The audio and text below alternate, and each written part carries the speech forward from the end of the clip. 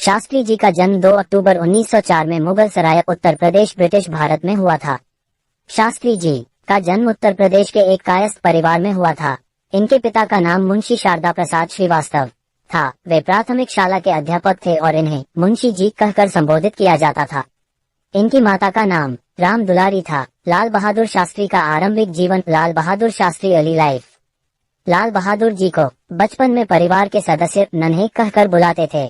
बचपन में ही शास्त्री जी के पिता का स्वर्गवास हो गया। इसमें बाद लाल बहादुर जी की माता इन्हें लेकर अपने पिता हजारी लाल के घर मिर्जापुर आ गई। कुछ समय पश्चात इनके नाना का भी देहांत हो गया। इनकी प्राथमिक शिक्षा मिर्जापुर में ही हुई एवं आगे का अध्ययन हरिश्चंद्र हाई स्कूल और काशी विद्यापीठ में हुआ। लाल बहादुर जी ने संस्कृत भाषा में स्नातक किया था। काशी विद्यापीठ में इन्होंने शास्त्री की उपाधि प्राप्त की। इस वक्त के बाद से ही इन्होंने शास्त्री को अपने नाम के साथ जोड़ दिया। इसके बाद इन्हें शास्त्री के नाम से जाना जाने लगा। 1928 में इनका विवाह ललिता शास्त्री के साथ हुआ। इनके 6 संतानें हुई। इनके एक पुत्र अनिल शास्त्री कांग्रेस पार्टी के सदस्य रहे। लाल बहादुर शास्त्री एक जवान सत्याग्रही। लाल बहादुर शास्त्री फ्रीडम स्ट्रगल स्वतंत्रता की लड़ाई में शास्त्री जी ने मरो नहीं मारो का नारा दिया, जिसने पूरे देश में स्वतंत्रता की ज्वाला को तीव्र कर दिया। 1920 में शास्त्री जी आजादी की लड़ाई में कूद पड़े और भारत सेवक संघ की सेवा में जुड़ गए।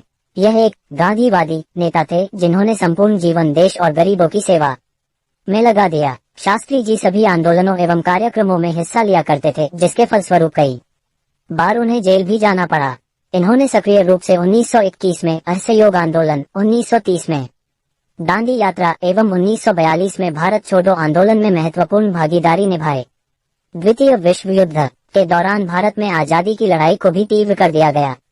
नेताजी सुभाष चंद्र बोस ने आजाद हिंद फौज का गठन कर उसे दिल्ली चलो का नारा दिया और इसी वक्त 8 अगस्त 1942 में गांधी जी के भारत छोड़ो आंदोलन ने तीव्रता पकड़ ली थी। इसी दौरान शास्त्री जी ने भारतीयों को जगाने के लिए करो या मरो का नारा दिया, परंतु 9 अगस्त 1942 को शास्त्री जी ने इलाहाबाद में इस नारे में परिवर्तन कर इसे मरो नहीं मारो कर देशवासियों का आह्वान किया। इस आंदोलन के समय शास्त्री जी 11 दिन भूमिगत रहे, फिर 19 अगस्त 1942 को गिरफ्तार कर लिए गए। लाल बहादुर शास्त्री स्वतंत्र भारत के नेता। Lal Bahadur Shastri political career. स्वतंत्र भारत में यह उत्तर प्रदेश की संसद के सचिव नियुक्त किए गए।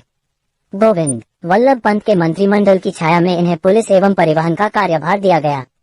इस दौरान शास्त्री जी ने पहली महिला को कंडक्टर नियुक्त किया एवं पुलिस विभाग में उन्होंने लाठी के बजाय पानी की बौछार से भीड़ को नियंत्रित करने का नियम बनाया। 1951 में शास्त्री जी को अखिल भारतीय राष्ट्रीय कांग्रेस का महासचिव बनाया गया। लाल बहादुर शास्त्री हमेशा पार्टी के प्रति समर्पित रहते थे। उन्होंने 1952, 1957, 1962 के चुनाव में पार्टी के लिए बहुत काम कर प्रचार प्रसार किया एवं कांग्रेस को भारी बहुमत से विजयी बनाया।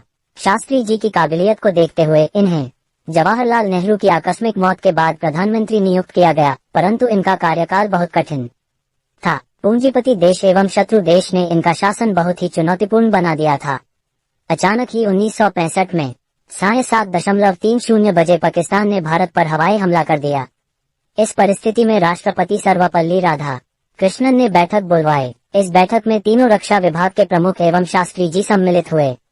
विचार विमर्श के दौरान प्रमुखों ने लाल बहादुर शास्त्रों को सारी स्थिति से अवगत कराया और आदेश की प्रतीक्षा की। तभी शास्त्री जी ने जवाब में कहा, आप देश की रक्षा कीजिए और मुझे बताइए कि हमें क्या करना है। इस तरह भारत पाक युद्ध के दौरान विकट परिस्थितियों में शास्त्री जी ने सराहनीय नेतृत्व किया और जय जवान जय किसान का नारा दिया, जिससे देश में एकता आई और भारत ने पाक को हरा दिया, जिसकी कल्पना पाकिस्तान ने नहीं की थी, क्योंकि लाल बहादुर शास्त्री की मौत का राज लाल बहादुर शास्त्री डेथ रूस एवं अमेरिका के दबाव पर शास्त्री जी शांति समझौते पर हस्ताक्षर करने हेतु पाकिस्तान के राष्ट्रपति अयूब खान से रूस की राजधानी ताशकंद में मिले। कहा जाता है उन पर दबाव बनाकर हस्ताक्षर करवाए गए। समझौते की रात को ही 11 जनवरी 1966 को उनकी रहस्यपूर्ण तरीके से मृत्यु हो गई। उस वक्त के अनुसार शास्त्री जी को दिल का दौरा पड़ा था, पर कहते हैं कि इनका पोस्टमार्टम नहीं किया गया था क्योंकि उन्हें जहर दिया गया था, जो कि सोची समझी साजिश थी, जो आज भी ताशकंद की आबो हवा में दबा एक राज है। इस तरह 18 महीने ही लाल बहादुर शास्त्री ने भारत की कमान संभाली। इनकी मृत्यु के बाद पुनः गुलजारी लाल नंदा को कार्यकालीन प्रधानमंत्री नियुक्त किया गया। इनकी अंत्येष्टि यमुना नदी के किनारे की गई एवं उस स्थान को विजय घाट का नाम दिया गया।